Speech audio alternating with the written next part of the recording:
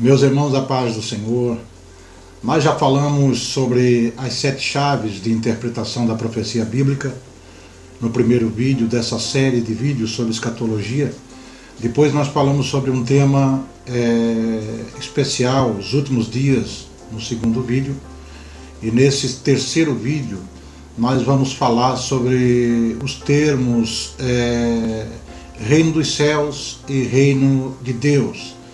E parece que não temos transcorrido grande distância sobre escatologia até agora, em consideração ainda o que resta para comentar, considerando sobre o assunto de escatologia. Mas nós temos estabelecido uma base boa e essa base vai servir para nós entendermos o que seguirá. Nós não devemos ter impaciência em estabelecer uma base boa, tá? A falta dessa base vai ser sentida depois quando nós falarmos sobre assuntos mais complexos. E o assunto hoje é a parte dessa base, sobre o reino dos céus. Jesus falou em Mateus capítulo 6, verso 33 e o 34, mas buscai primeiro ao reino de Deus e a sua justiça, e todas essas coisas vos serão acrescentadas. Não vos inquieteis, pois, pelo dia de amanhã, porque o dia de amanhã cuidará de si mesmo, basta a cada dia o seu mal. Fique conosco após a introdução, fique conosco nesse assunto todo especial. Deus vos abençoe.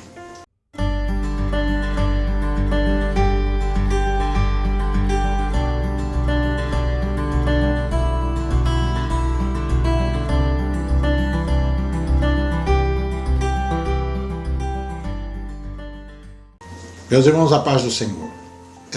Voltando, Atos capítulo 28, do verso 23 ao 31, diz o seguinte: E havendo-lhe assinalado um dia, muitos foram ter com ele a pousada, os quais declaravam com bom testemunho o reino de Deus e procurava persuadi-lo à fé em Jesus, tanto pela lei de Moisés como pelos profetas, desde a manhã até a tarde. E alguns criam no que dizia, mas outros não criam. E como ficaram entre si discorde, despediram-se dizendo Paulo essa palavra: Bem falou o Espírito Santo aos nossos pais pelo profeta Isaías, dizendo: Vai a esse povo e dize: De ouvido ouvireis, e de maneira nenhuma entendereis, e vendo vereis, e de maneira nenhuma percebereis. Porquanto o coração desse povo está endurecido, e com os ouvidos ouviram pesadamente, e fecharam os olhos, para que nunca com os olhos vejam, nem com os ouvidos ouçam, e nem do coração entendam, e se convertam, e eu os cure. Seja-vos, pois, notório que essa salvação de Deus é enviada aos gentios, e eles a ouvirão. E havendo ele dito essas palavras, partiram os judeus, tendo entre si grande contenda. E Paulo ficou 2 anos inteiros na sua própria habitação que alugara, e recebia todos quanto vinham vê-lo, pregando o reino de Deus e ensinando com toda a liberdade as coisas pertencentes ao Senhor Jesus Cristo, sem impedimento algum. Louvado seja Deus. O reino de Deus, ele faz parte da escatologia bíblica, porque ele é ministrado desde João Batista, passando por Jesus, todos os apóstolos, e tem sido o centro da pregação da igreja, que é cristocêntrica. Tá? Muitas profecias do Velho Testamento eram concernentes a esses 2 assuntos. O seu reino está lá em 2 Samuel capítulo 7, verso 12, e também os últimos dias, capítulo 4, verso 20 de Deuteronômio. E o que aconteceu no Novo Testamento tem a ver com o reino de Deus e também com os últimos dias, que nós já falamos no vídeo passado. Portanto, nós vamos precisar entender sobre essas últimas coisas que nós já passamos e também sobre o reino de Deus. E aí surge a pergunta: o que é reino de Deus? No judaísmo, o reino de Deus era frequentemente referido na Tanakh, e esse conceito era muito ligado à crença judaica de que Deus, Jeová, iria restaurar a nação de Israel. Aliás, o reino de Deus, ele foi prometido por Deus ao rei Davi, rei de Israel. E também na Tanakh, Deus é apresentado como o verdadeiro Deus de Israel, o verdadeiro rei de Israel, sobretudo a partir da monarquia, quando são ungidos reis para governarem o povo em nome do Senhor, em nome de Deus. E nesse caso, o reino de Deus é mais um reino natural, material, com características políticas, ou seja, um rei deste mundo, assemelhando-se à monarquia teocrática, um rei que tinha a palavra de Deus, tinha os conselhos de Deus, tinha os conceitos de Deus, mas regia politicamente. É tanto que os judeus, na época de Cristo, eles acreditavam que o Messias viria com o poder de um rei material, um rei político. Porém, depois do exílio da Babilônia, esse conceito de reino de Deus, ele foi espiritualizado, lógico, passando o culto a Deus ser predominantemente religioso e universal. E essa espiritualização deu-se muito ao esforço e trabalho de vários profetas judeus que profetizaram sobre a vinda do Messias. No cristianismo, entre os teólogos cristãos, existem conceitos divergentes, tá? Existem pensamentos diferentes de ideia, mas não incompatíveis, quanto ao que é concretamente o reino de Deus, que podemos sintetizar em 2 pontos bem simples: um governo real e universal estabelecido no céu e também na terra, completamente renovado no fim dos tempos, no dia do juízo final, e com uma existência eterna. Outro sim, uma condição interior da dimensão pessoal, de caráter espiritual, moral, mental, psicológico, existente em todos aqueles que estão na graça de Deus e que seguem verdadeiramente a vontade de Deus e os ensinamentos e exemplos de Jesus Cristo. O reino de Deus simplesmente é tudo que se tem a ver com Cristo, especialmente o seu relacionamento com o seu povo, como Senhor, como Salvador, como sacerdote, como Rei. E disso nós podemos estar confiantes analisando uns poucos versículos do apóstolo Paulo às igrejas primitivas. Paulo, na sua despedida dele da igreja de Éfeso, deu um resumo do seu testemunho e da sua mensagem entre aquela igreja, ou entre daqueles daquela igreja.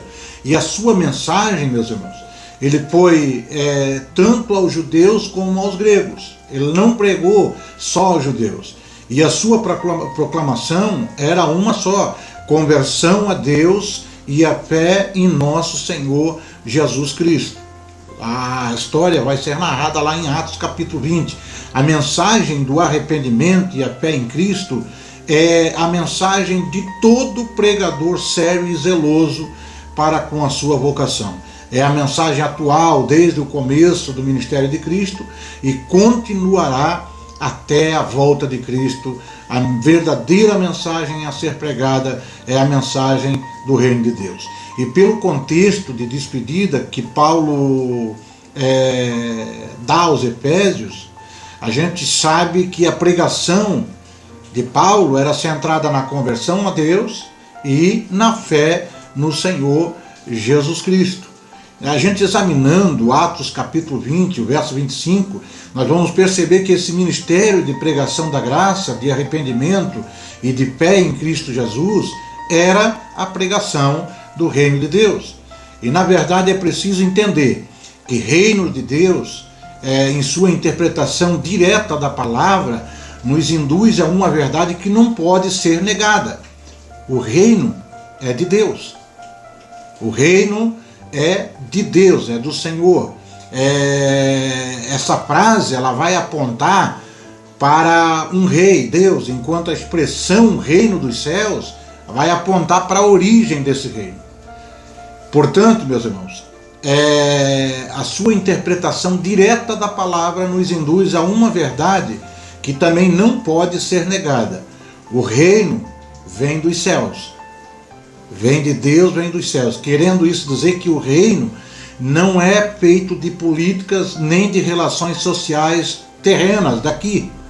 Aos Coríntios, Paulo vai definir esse evangelho dizendo: porque primeiramente vos entreguei o que também vos recebi, que Cristo morreu por nossos pecados segundo as Escrituras, e que foi sepultado e que ressuscitou ao terceiro dia segundo as Escrituras.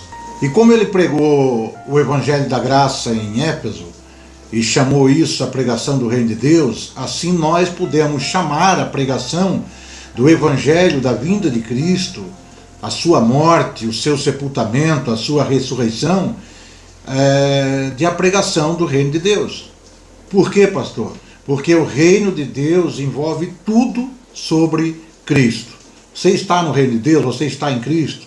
Se entra nele pelo novo nascimento, o nascimento pelo Espírito Santo, um arrependimento, a fé nesse Cristo são a sua responsabilidade particular. Tá? O arrependimento e a fé é responsabilidade de cada um de nós. E se reconhece as suas fraquezas e se arrepende, crê, clama a Deus, ele tem misericórdia e salva o mais vil pecador. Então, esse evangelho do reino, ele é pregado no coração particular, há uma mudança na vida da pessoa, e conforme o evangelho do reino invade o coração da pessoa, ou toma posse do coração da pessoa com a liberdade que a pessoa dá, esse evangelho do reino vai sendo propagado e vai se estendendo. E por isso, a instrução do versículo 6, do versículo 32 do capítulo 6 de Mateus: mas buscai primeiro ao reino de Deus e a sua justiça, e todas essas coisas vos serão acrescentadas.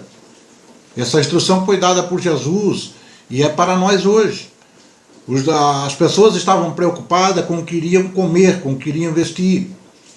E Jesus vai fazer menção que o vestir e o comer é necessidade básica nossa, mas não é a necessidade primordial. A necessidade primordial, a primeira necessidade nossa, é termos o reino de Deus no nosso coração. Esses termos, reino de Deus e reino dos céus, para nós entendermos o que Deus revelou sobre as últimas coisas, as últimas verdades, né? Essas verdades estão à disposição para nós e para nossos filhos. Está lá em Deuteronômio capítulo 29 e verso 29. As coisas ocultas são para Deus, mas as coisas que estão na palavra dele são para nós e para nossos filhos. E nós precisamos entender como o reino de Deus ele vai se relacionar com o reino dos céus. E comparando todos os versículos que usam os termos reino de Deus e reino dos céus, e anotando o contexto de cada uso, verá que esses dois termos referem-se praticamente à mesma coisa. Como eu já falei, há alguns minutos atrás, eu disse que o reino dos céus vai mostrar a sua origem, enquanto o reino de Deus vai mostrar a sua ação em nós. Tá? E comparando, a gente vai entender um pouco melhor. E não há diferença entre os dois termos ou os seus usos. Tá? Os que desejam ensinar diferenças importantes entre os dois termos vão dar explicações tão complicadas a ponto de o ouvinte ou a pessoa que estiver lendo perder qualquer noção do que se trata aquele assunto. Tá? Por isso da importância de nós interpretarmos a palavra de Deus e levarmos realmente o que está na palavra de Deus. E por tentar levar a sério essas supostas diferenças que pode haver entre esses dois termos, começa a pessoa às vezes a pensar que a escatologia ela é demasiadamente difícil de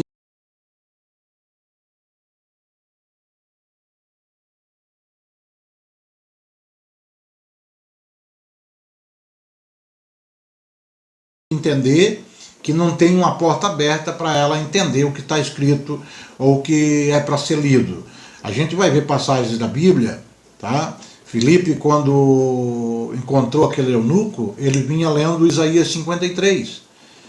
E ele lia, mas não entendia o que estava ali. Talvez, lógico, que não era uma maneira difícil, mas é dentro do entendimento dele. Então, o importante nós interpretarmos a palavra de Deus e transmitirmos a palavra de Deus de uma maneira mais simples que nós podemos fazer, tá? E como Paulo, ele preocupou-se com os membros em Coríntios para não ser levado pela conversa dos outros, também me preocupa muito ensinar que não sejam enganados as pessoas que vão ouvir e apartada da simplicidade, e que haja entendimento entre esses dois termos que estão em pauta, tá? O uso dos dois termos, a gente vai ver que nos ensinos gerais da Bíblia Sagrada, depois do batismo de Jesus e da provação no deserto, Jesus, conforme Mateus escreve, ele vai começar a pregar e a dizer: arrependei-vos, porque é chegado o reino dos céus. Enquanto Marcos vai relatar o começo do ministério de Jesus, ele vai relatar dizendo: veio pregando o reino de Deus, dizendo: o tempo está cumprido e o reino de Deus está próximo. Arrependei-vos e credes no Evangelho. Se fosse duas coisas distintas, nós teríamos dois grandes problemas. Um é que não poderíamos estar confiantes em termos uma mensagem exata, com a qual nós poderíamos pregar ao mundo ao mundo todo para agradar a Deus. Outro problema, pareceria que a palavra de Deus ela não foi dada por inspiração verbal, mas não temos nenhum problema com isso, com qualquer dessas doutrinas, pois essas duas frases vão enfatizar a mesma coisa, exatamente a mesma coisa, sem diferença alguma. E logo depois, Jesus vai escolher os 12 apóstolos, teve um encontro com a grande multidão e começou a ensinar-lhe. A Bíblia vai dizer, em Mateus vai relatar que Jesus abriu a sua boca e ensinava dizendo: bem-aventurados os pobres de espírito, porque deles é o reino dos céus. E Lucas vai relatar que na mesma ocasião, Jesus dizia: bem-aventurado vós os pobres, porque vosso é o reino de Deus. Ou o Espírito Santo que inspirou essas palavras estava em contradição, ou os dois termos significam a mesma coisa. Desde que foi pela inspiração do Espírito Santo entre esses autores escrever essas palavras, podemos crer que os dois termos vão apontar numa mesma direção, para o mesmo assunto, para uma mesma coisa. E se desejar comparar outras passagens do mesmo teor, você pode examinar aí Mateus 18, verso 4, com Marcos 10, verso 15, Mateus 19, verso 14, com Marcos 10, verso 14, Mateus 19, 23, 24, com Marcos 10, 23 a 25, tá? Você vai ver que esse termo vai acontecer muito. Existe nas parábolas também, do Novo Testamento, relatos escritos por diferentes evangelistas, usando um ou outro termo, mostrando claramente que os dois termos eles vão enfatizar a mesma coisa. E alguns desses relatos são a parábola sobre o grão de mostarda, por exemplo, é um exemplo mais direto. Mateus 13, 31 e Marcos 4, 30. Em Mateus 13, 31, Jesus propôs uma parábola começando com a seguinte palavra: o reino dos céus é semelhante ao grão de mostarda. E assim nos ensina que o reino dos céus é pequeno à vista dos homens, mas o seu fim é glorioso, é grande. E Marcos, capítulo 4, verso 30, Jesus procurou um exemplo para assemelhar o reino de Deus, ou seja, uma parábola para representar. E ele afirma em Marcos 4,31 que o reino de Deus é como um grão de mostarda, menor de todas as sementes, mas depois cresce e faz-se a maior de todas as hortaliças, ou todas as árvores, né? Nisso ele ensina a mesma lição quanto a parábola de Mateus. Tá? E se essa parábola representa o reino de Deus tão bem quanto o reino dos céus, é evidente que tanto o reino de Deus quanto o reino dos céus são a mesma coisa. Ou será que não devemos esperar que haja harmonia entre os evangelhos, meus irmãos? Será que o Espírito Santo não sabe distinguir um do outro quando trouxe a eles a palavra para ser escrita? Creio que o Espírito Santo sabe muito bem entregar a palavra de Deus aos autores, e por isso eu creio na inspiração verbal, e creio que os autores da Bíblia tiveram uma harmonia que só vem do alto, não vem do homem. Tá? E crer que os dois termos são iguais é fundamental para essa conclusão. O propósito das parábolas de Mateus 13, 11, Marcos 4 e 3, Lucas 8 e 10, os discípulos perguntaram o porquê das parábolas e Jesus respondeu.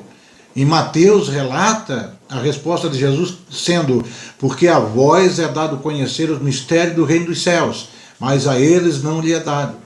Em Marcos, a resposta de Jesus vai ser relatada dizendo: a vós vos é dado saber os mistérios do reino de Deus, mas aos que estão de fora todas essas coisas se dizem por parábola.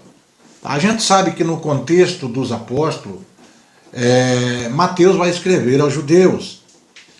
E Mateus escrevendo aos judeus, a gente sabe que os judeus eles tinham um certo receio de proferir ou escrever o nome de Deus. Então por isso que Mateus vai citar como o reino dos céus, enquanto que Marcos e Lucas, que escreveram automaticamente aos gregos e romanos, eles vão relatar reino de Deus. E Lucas relata a resposta de Jesus assim: a vós vos é dado conhecer os mistérios do reino de Deus, mas as outras por parábola, para que vendo não veja e ouvindo não entendam. E lembrando os irmãos que Mateus, Marcos e Lucas são os denominados evangelhos sinóticos, ou seja, evangelhos que narram uma mesma história. Tá? Concluindo esse rápido assunto, a comparação desses três relatos leva-nos a crer que as duas frases significam a mesma coisa, exatamente o mesmo assunto. Se o sentido comum de uma palavra faz sentido, então não busque outro sentido, disse um certo autor. Tá? Além da verdade que toda a Escritura é divinamente inspirada e proveitosa para que o homem de Deus ou a mulher de Deus seja perfeito e perfeitamente instruído em toda boa obra. 2 Timóteo 3, versos 16 e 17 e uma parte de Romanos 15 e verso 4. E portanto, meus irmãos, o reino de Deus é proveitoso para nós hoje. E o assunto do reino de Deus, ele continua importante por outras razões. Pastor, que razões? O reino de Deus foi o assunto da igreja primitiva. Jesus, depois da sua ressurreição, por 40 dias falou das coisas concernentes ao reino dos céus. Os discípulos, depois da rejeição de Cristo como Messias pelos judeus, deram a entender que ainda faltava muito a respeito do reino de Deus, pois pouco antes de Cristo ascender ao céu, o seu reino era assunto entre eles com Cristo. Atos 1 e 6. Aqueles, pois, que se haviam reunidos, perguntaram-lhe, dizendo: Senhor, restaurarás tu, nesse tempo, o reino de Israel? 2 ou 3 anos depois, a perseguição contra a igreja estava em Jerusalém e fez com que os membros espalhassem-se pelas terras da Judéia e Samaria. Cristo foi pregado na cidade de Samaria por Filipe e a sua mensagem, está lá em Atos capítulo 8, verso 5, era acerca do reino de Deus. Mesmo sem a presença de Cristo, a mensagem que foi principiada por João Batista continuava sendo importante às igrejas primitivas da época.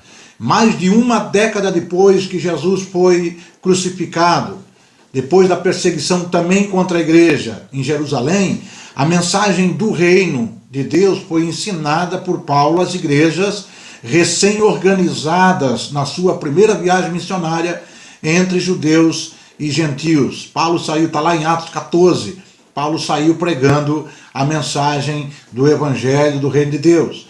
E observe que a mensagem para confirmar os ânimos dos discípulos, na sua terceira viagem missionária, no ano 53 depois de Cristo, Paulo pregava zelosamente sobre o Reino de Deus. Está lá em Atos capítulo 19, verso 8, o capítulo 20, verso 25, em 60 depois de Cristo, quase 3 décadas depois da ressurreição de Cristo, ainda no fim do ministério apostólico de Paulo, esse missionário exemplar, a Bíblia vai dizer, declarava com bom testemunho o reino de Deus desde a manhã até a tarde. Aos judeus, e depois da rejeição desse aos evangelhos, Paulo pregava o reino de Deus com toda a liberdade a todos quantos vinham vê-lo.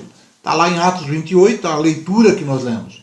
E nós entendemos que o reino de Deus era a mensagem das igrejas primitivas e era para ser entregue a todos os povos, todas as pessoas, desde que a comissão dessa igreja primitiva seja nossa também. O reino de Deus deve ser a nossa mensagem hoje e até Cristo voltar. Marcos 16, ide por todo mundo e pregai o evangelho a toda criatura, ensinando, batizando em nome do Pai, do Filho e do Espírito Santo. Tá? Aplicando todo esse contexto para nós, cuidado quando o evangelho da graça de Deus, ou seja, o reino de Deus, toma um lugar não muito importante, se torna não importante nas pregações dos nossos púlpitos. Tá? A graça vai exaltar a Cristo, o rei desse reino, o cabeça da igreja. Para enfatizar a graça, não canse de declarar o prejuízo do pecado e a sua eterna condenação. Não minimize a mensagem da responsabilidade do pecador, tá? Para com a lei de Deus. E só assim a necessidade da graça vai ser reconhecida e exaltada pelo sacrifício vicário de Jesus lá na cruz do Calvário. Anuncie sempre que Cristo salva. Todo pecador deve se arrepender e crer nele pela fé como substituto dos seus pecados. Conheça essa graça. Faça com que a razão da igreja existir não seja minimizada para acomodar outros assuntos pragmáticos, outros assuntos sociais, ou que não estão na moda, né? Mas pregue a mensagem de Deus com poder, com graça, a mensagem do reino de Deus, e pessoas vão ser agregadas à igreja em nome de Jesus. No momento em que o reino de Deus esteja ausente da igreja, as bênçãos de Cristo do reino também estarão ausentes dessa igreja. Tá? Eu quero que você entenda muito bem.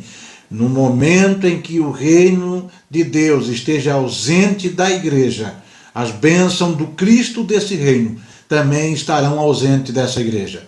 De uma forma, o reino de Deus é aqui e agora e também é no futuro. Para agora, viva-se submetendo-se ao Rei Jesus, conformando-se à sua imagem. Pastor, isso se faz como? Se faz matando a carne todo dia, renovando a mente, sendo fiel na leitura particular da palavra de Deus, criando o hábito e mantendo-se a leitura doméstica da Bíblia, se sacrificando na contribuição para o Evangelho, levando a palavra de Deus aos outros, cumprindo os seus deveres como membro da igreja local e orando sem cessar, entre outros exercícios espirituais que você pode ainda fazer, além desses que eu citei. Tá? Igualar o reino dos céus com o reino de Deus nos ensinará a submeter-nos já a Deus como rei desse reino presente e não esperar somente para uma época futura, mas já ser reinado por ele no tempo presente. E essa verdade, ela é muito importante. O Salmo 22, verso 28, nos ensina que ele domina entre as nações. Portanto, não convém esperar participar do reino dos céus, literalmente vindouro, quando o senhorio do rei deste reino não seja importante para a nossa vida no presente tempo.